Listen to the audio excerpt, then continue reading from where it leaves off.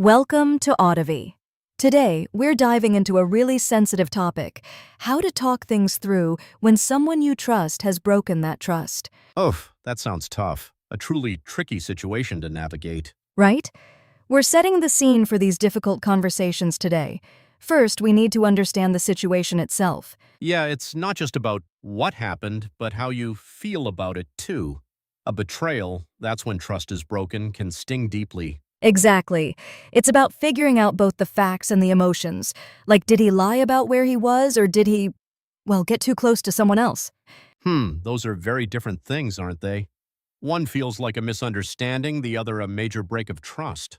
Totally. And that leads to why these talks are so hard. Is it fear? Fear of confrontation? Absolutely. Fear of hearing something worse, or even fear of losing the relationship altogether. It's genuinely scary. And maybe anger too, right? You might want to shout, but you know that won't help. Yes, anger often makes us say things we regret. Or we might just feel so sad and want to cry instead of talk. Phew. So our goal, even with all these feelings, is clear communication, I guess. Exactly. We want to be understood to get our message across. Right. Not to yell or blame, but to explain how you feel, like, I feel hurt because, or I need to know what happened. Those are great examples.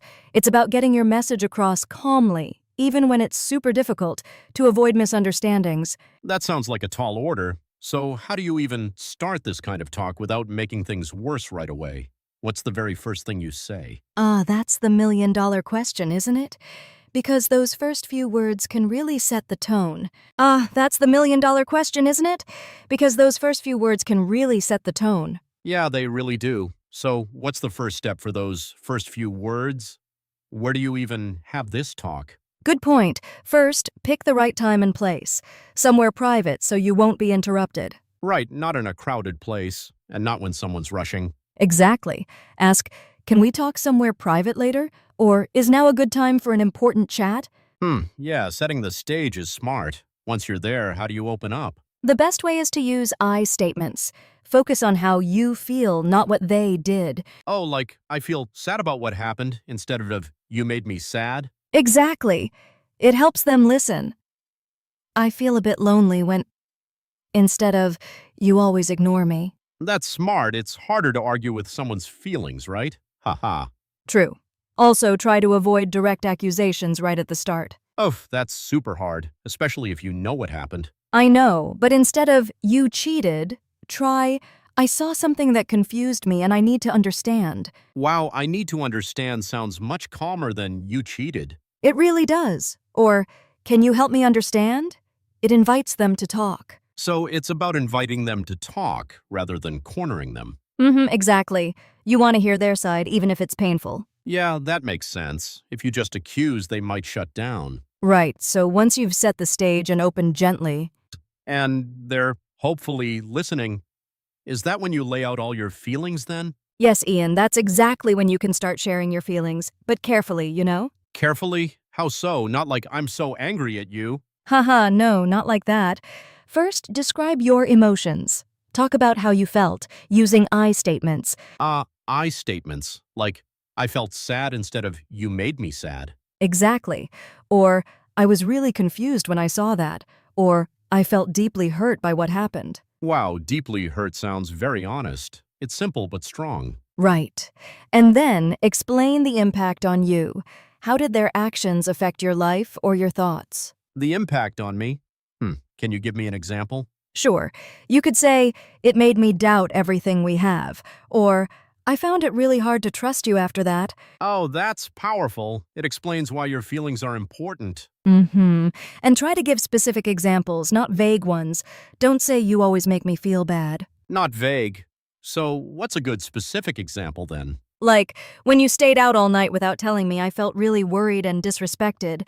That's much clearer. Yeah, you can't argue with that specific situation. It's not a general complaint. Exactly. It helps them understand the event and your reaction to it. So you're not just accusing. Right. You're sharing your experience, and after you've shared all of that very openly and calmly. Then it's their turn to speak, to explain their side, you know? Exactly. So how do we get them to open up then? Do we just say, okay, talk? Not exactly. You want to ask questions that can't be answered with just yes or no. You mean open-ended questions, like what happened, or how did you feel about... Yes. Or, can you help me understand why you made that choice? This really opens the door for them to explain their side.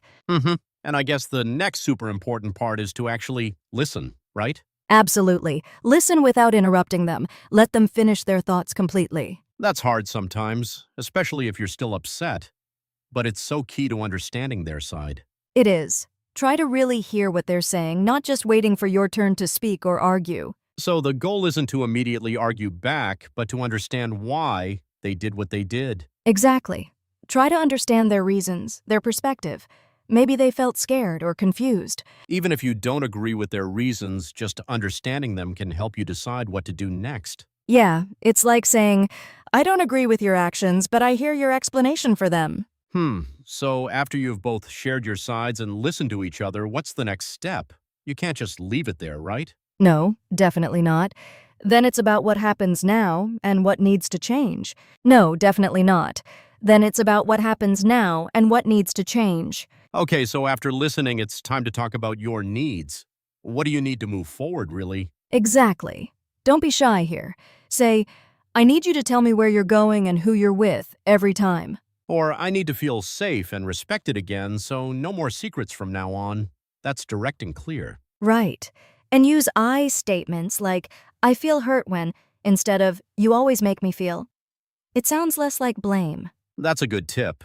After stating your needs, what about future expectations? Like, what do you both hope for now? Yeah, you need to ask, do we both still want this relationship to continue? That's a big one. And if yes, then what do we expect from each other if we stay together? Are we aiming for marriage or just fixing things for now? Good point. It's about looking ahead, right? Not just fixing the past problems. Absolutely. So once you know what you both want, it's time for some new rules, I guess? Yes, absolutely.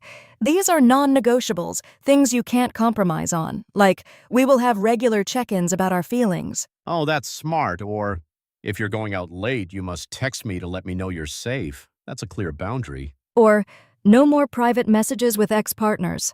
Something concrete like that to rebuild trust. Those are tough conversations to have, Linda.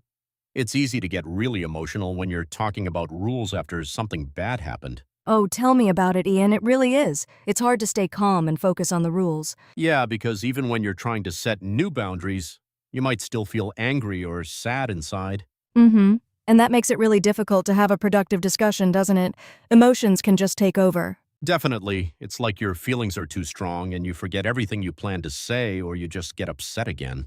Yeah, that's so true. Emotions can just take over, making it tough to stay calm. Oh, definitely. You feel it in your chest. So how do you even begin to manage that? First, it sounds simple, but it helps. Take a few deep breaths. Deep breaths? I guess it calms you down, slowly in and out. Exactly. It gives your brain a moment. Try counting to 4 as you breathe. Oh, that's smart. So your feelings don't just run wild. Right. And if you're about to explode, it's okay to step away for a bit. Like, I need a 5-minute break, or can we talk in an hour? Yes. I need to cool down. Let's continue in 10 minutes. Set a return time. That's helpful. It stops things from getting worse, letting you both reset. Exactly. Once calmer, focus on the main issue. Old arguments sidetrack us easily. Oh, remember that time you did X years ago? Not helpful now. Ha. No, stick to what you're solving today. Our goal is to rebuild trust from this incident. So focus on what happened and how do we fix this specific problem? Yeah, don't bring up every past mistake in one talk. Deep breath, step away, focus. That sounds like a solid plan. These talks are about mending something broken or... Or figuring out if it can be mended at all. That's the big question. Exactly. Can you truly forgive, or is this the end? That's what we think about next. Yeah, it's a huge question, Linda. The first thing for many is, can you even trust them again? Right. Trust is super important. Like, if they say, I'll change, can you truly believe it this time? Exactly. You need to ask yourself, do I see a future with this person after what happened? And if the answer is no, that's okay. Sometimes you have to realize it might be over. True. It's tough to say goodbye, but sometimes it's healthier. What if they do want to try again? Then you need to decide together. Is it, we'll work on this and rebuild, or we need to go our separate ways? Yeah, that's a big conversation. For example, you might say, I need time to see if things truly change. Or, I can't do this anymore. Both are valid choices. The main thing is to seek closure, whatever you choose. Ah, closure. So it's about getting a clear ending, whether you stay or leave. No loose ends, right? Precisely. Even if it hurts. You might say, I need to understand what happened one last time so I can move on. Or if you're leaving, I wish you well, but I need to move on for my own peace. It's about finding peace for yourself. Yeah, finding that peace, knowing you made a clear decision. It's not easy, but it's important. No, not at all. These are really heavy decisions people face in relationships. They are. But making a clear choice helps you heal. Otherwise, you're just stuck in uncertainty. Mm-hmm. And these decisions, they really lead us to thinking about how we communicate in general, don't they? Oh, definitely. All these steps we've talked about, from starting the talk to making tough choices. They're all part of a bigger picture for handling any difficult conversation, not just this kind, right? Exactly. It's like building a communication toolkit. Maybe we should sum up some of those tools? Exactly. It's like building a communication toolkit. Maybe we should sum up some of those tools? Oh, definitely. Great idea, Linda. Let's start with active listening. Yes, active listening means truly hearing, not just waiting to talk. Right, like, so if I understand correctly, you feel X shows you're paying attention. Or, it sounds like you're frustrated. Make them feel heard. That's key for real talk. Next, being clear and direct. Don't beat around the bush. Say what you mean simply. No guessing games. Haha, yes. I need X, or my boundary is Y. Simple and direct. Exactly. It avoids misunderstandings. People aren't mind readers. No. And finally, prioritize your feelings and needs. Super important. Absolutely. Know and express what you want.